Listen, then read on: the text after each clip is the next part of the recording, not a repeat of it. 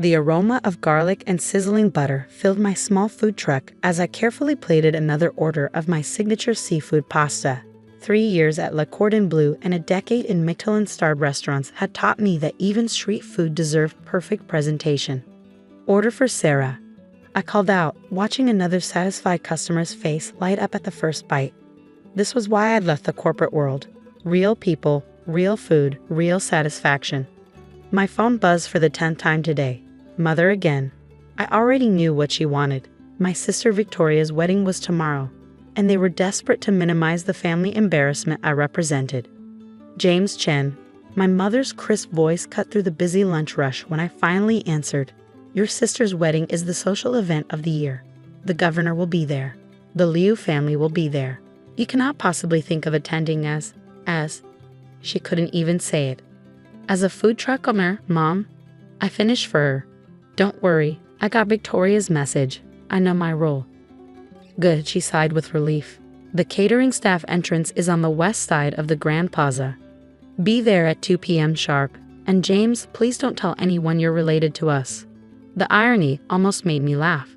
If they only knew that their embarrassment of a son, who'd abandoned a respectable banking career to run a food truck, had secretly become the youngest director of First Orient Bank 6 months ago. Not that I told them. When the chairman, Mr. Wu, had approached my food truck one day, I thought he was just another customer. Instead, he'd recognized me from my previous banking career and had been following my successful investments and market analyses published anonymously online. "Someone who understands both high finance and the struggles of small business owners," he'd said. "That's exactly what our board needs." The catch? My role had to remain confidential until the bank's major restructuring was announced next week. A restructuring that, coincidentally, would expose the massive fraud at my sister's finances investment firm. But today, as I closed up my food truck and changed into the white uniform of catering staff, I was just another server at my sister's $1 million wedding.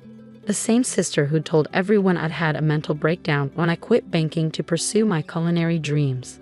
The Grand Plaza Hotel was a showcase of excess. Ice sculptures, rare orchids, and champagne fountains filled the ballroom. The guests were a who's who of Asia's banking elite, many of whom had no idea they'd been secretly meeting with me in the boardroom for months. "James," Victoria's voice dripped with disdain as she spotted me arranging canapés. Her wedding dress probably cost more than my food truck. "Try not to embarrass us, and stay away from the main room when the Liu family arrives." I told them my brother was in Europe managing investments. If she only knew I'd been analyzing the Liu family's suspicious accounts just yesterday. "Don't worry, sis, I'll stick to the kitchen." "See that you do. Oh God, is that grease on your sleeve? Just stay out of sight." She swept away to greet more guests, leaving me to my catering duties. I circulated with trays of appetizers invisible to the wealthy crowd except when they wanted something. Then Mr. Wu walked in. The bank chairman scanned the room, nodding at various dignitaries until his eyes found me. For a moment he looked confused seeing his new director serving canapés. I gave him a small shake of my head and continued working. But Victoria had noticed his attention. "Is something wrong, Mr. Wu?" she asked nervously. "Is the catering not to your standards?" "On the contrary," he smiled. "I was just surprised to see. Never mind.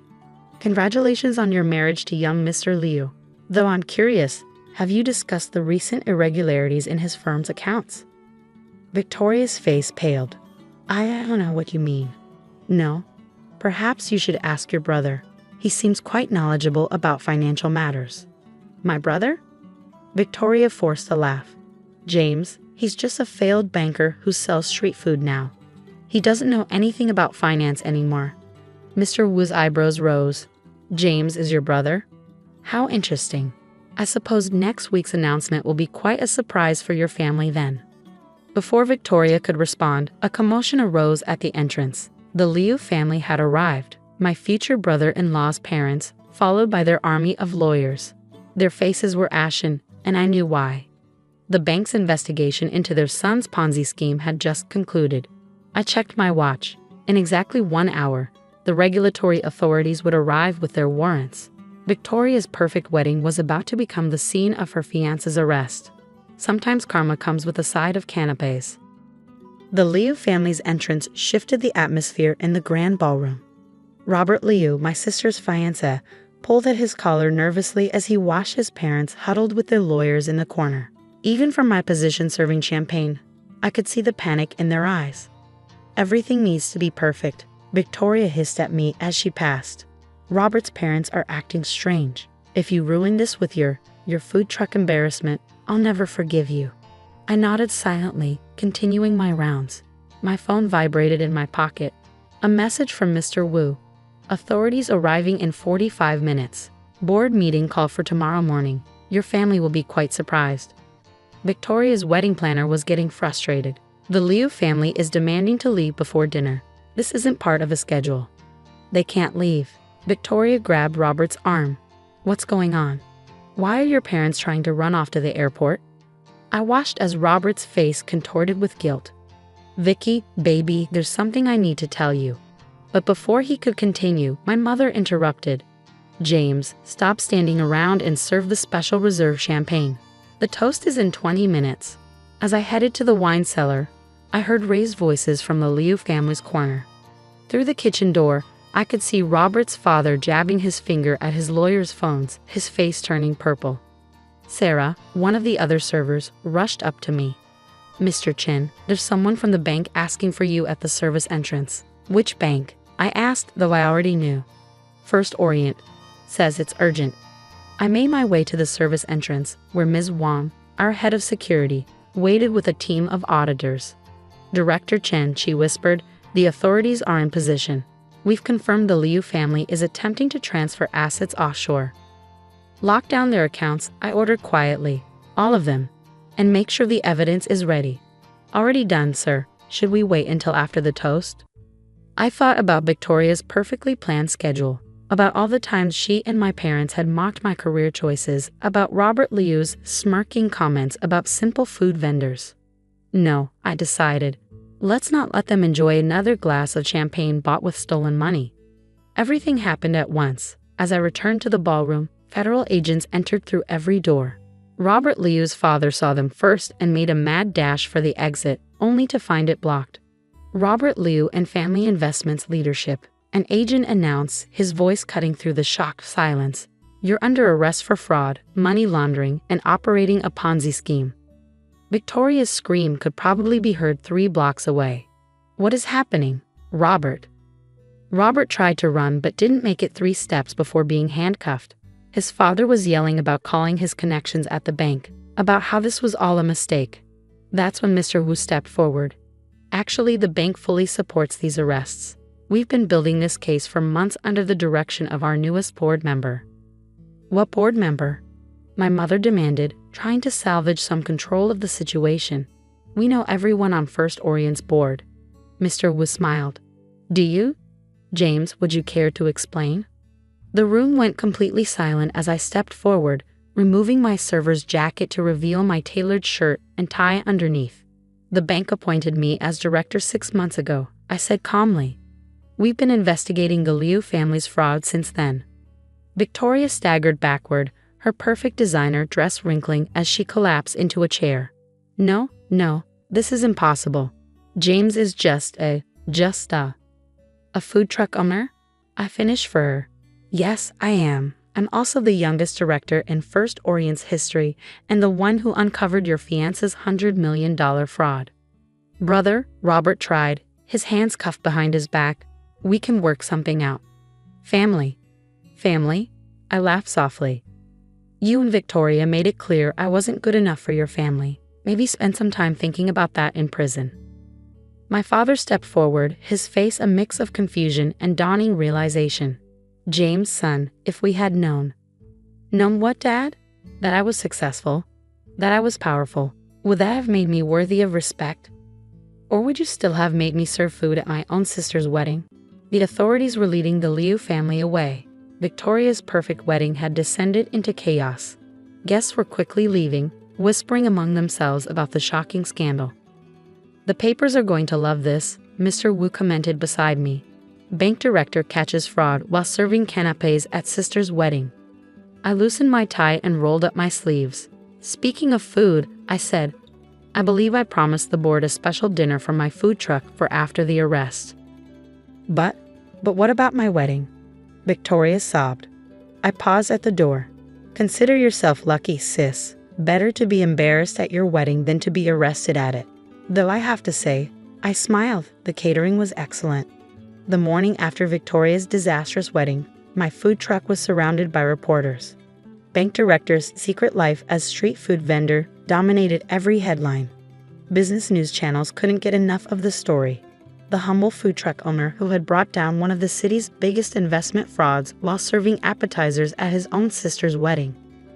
Mr. Chen, is it true you uncovered the fraud through conversations with small business owners? Will you continue running your food truck now that your banking position is public? I kept cooking, serving my regular customers who now had to wade through a sea of journalists to get their lunch. Mrs. Lee, who'd been coming for my laksa every Tuesday for 2 years, pushed past the TV crew with her usual determination. These people don't understand, she declared, accepting her steaming bowl. Your food is more important than any banking scandal. That made me smile. She was right. The simple joy of serving good food mattered more than all the media attention. My phone had hundreds of missed calls, mostly from family members who'd suddenly remembered how much they loved and supported me. Victoria had fled to a spa resort to recover from her trauma. Our parents were hiding from the press at their country club, desperately trying to spin the story. James. My mother's voice was strained when I finally answered her call. We need to talk about damage control. Your father's friends at the country club are asking questions. How could you humiliate us like this? Humiliate you? I kept working as I talked, expertly plating another order. Like you humiliated me by making me serve food at Victoria's wedding? Or like Robert humiliated our whole family by stealing millions? That's different. We were trying to protect the family's reputation. Having a son who runs a food truck. A food truck that earns more in a month than Victoria's luxury boutique makes in a year. I interrupted. Or did you not notice that either? The lunch rush was hitting its peak. I had to put her on hold to handle the orders. Through my truck's window, I could see more reporters arriving, along with a familiar black Mercedes. Mr. Wu stepped out, ignoring the journalist's questions as he walked to my truck. One signature laksa, please, he said loudly enough for everyone to hear. Still the best in the city. The reporters went crazy, snapping photos of the bank chairman ordering from his director's food truck. My mother was still holding on the phone, probably horrified. The board is impressed with how you handled everything, Mr. Wu said as I prepared his laksa. Though some are confused about why you still insist on running this truck. Because this is who I am, I replied, garnishing his bowl perfectly. Banking is what I do, but cooking is what I love. Why should I choose? He smiled, understanding. That's exactly why we wanted you on the board. You understand both worlds. The afternoon brought more surprises. Victoria appeared, her designer sunglasses failing to hide her red eyes. She stood in line like everyone else, enduring the whispers and stares.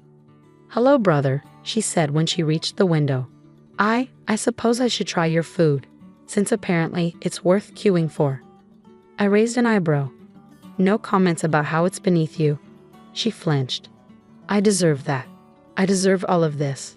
She looked around at the reporters, the crowds, the evidence of my success. I'm sorry, James, for everything.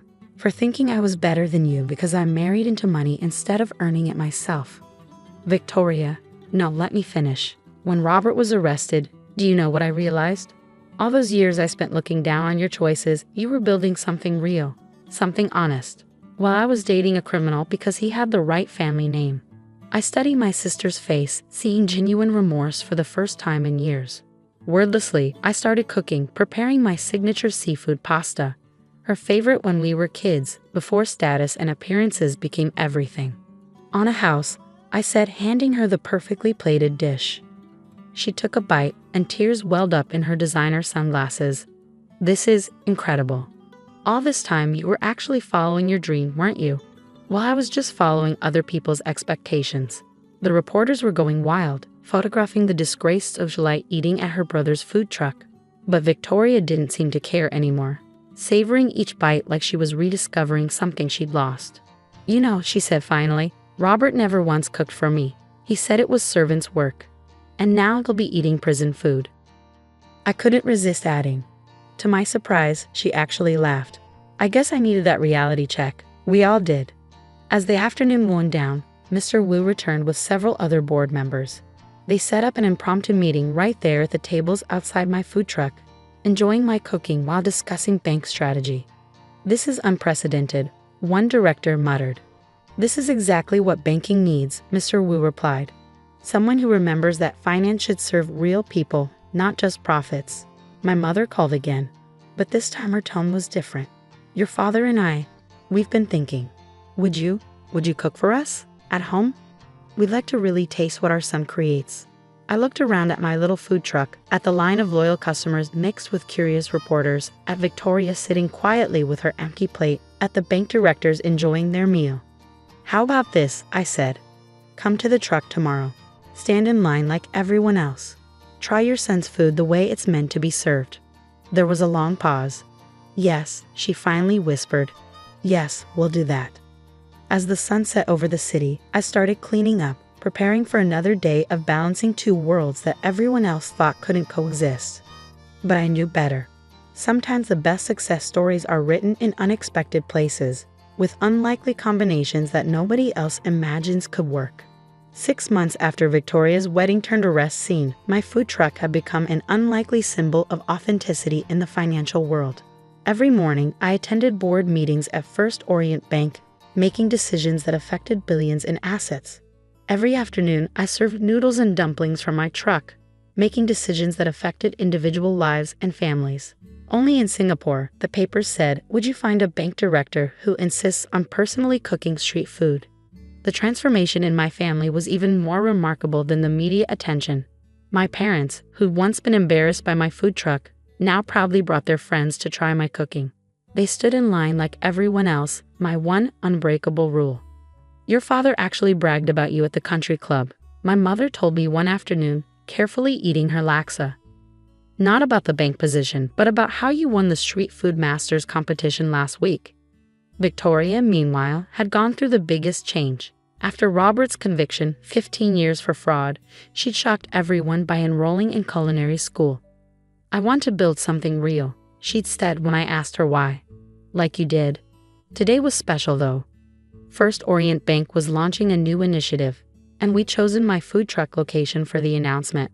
The press gathered eagerly as Mr. Wu approached the microphone we'd set up. Today, he began. First Orient Bank is proud to announce the Street Food Enterprise Fund, a $5 billion initiative to support local food vendors and small restaurateurs, headed by our director, James Chen. The crowd murmured with interest. But this isn't just another corporate program, Mr. Wu continued.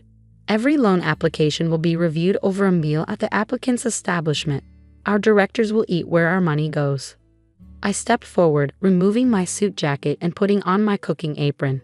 Banking shouldn't just be about numbers, I said into the microphone. It should be about understanding the dreams and efforts of real people. Sometimes the best business discussions happen over a bowl of noodles.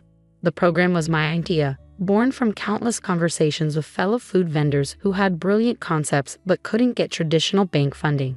Now they would have a chance. Victoria appeared at my truck's window. She traded her designer dresses for chef's whites, her culinary school uniform proudly worn. Ready for your first student, brother? That was the other part of the initiative. Every funded food business would receive mentoring from experienced vendors. Victoria would be my first apprentice, learning the business from the ground up. James, my father called out from the crowd. Your mother and I have an announcement too. They stepped forward, looking slightly nervous. We're converting the ground floor of our family building, Mom said. The one that's been collecting rent from luxury boutiques for 40 years. We want to turn it into a heritage food center. I stared at them stunned. The prime real estate they'd always bragged about being turned into a hawker center. If our son can be proud of serving street food, Dad continued, then we can be proud of preserving Singapore's food heritage. The reporters went wild. Banking fam and while CGUZ is 8 or culture over high fashion would probably be tomorrow's headline. As the afternoon progressed, I watched my two worlds blend perfectly. Bank directors sat at plastic tables, discussing million-dollar deals over my signature dishes. Culinary students eagerly took notes as Victoria explained how to calculate food costs and profit margins. My parents proudly gave interviews about the importance of preserving traditional food culture. "You've started quite a revolution," Mr. Wu commented, enjoying his noodles. "Who would have thought a food truck could change the banking industry?" I smiled, preparing another order. Good food, like good banking, is about trust and dedication, about making something that truly serves people.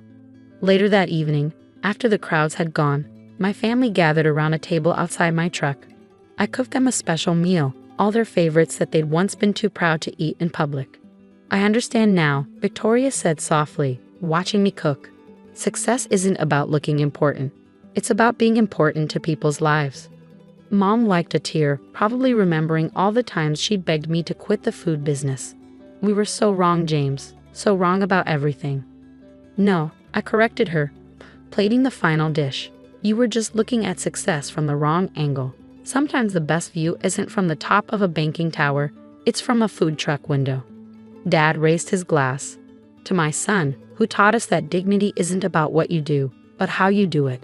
As we ate together, surrounded by the night lights of Singapore, I thought about the journey, from the son they were ashamed of to the son they finally understood, from the brother Victoria looked down onto the brother she now wanted to learn from, from a banker who loved cooking to a cook who changed banking.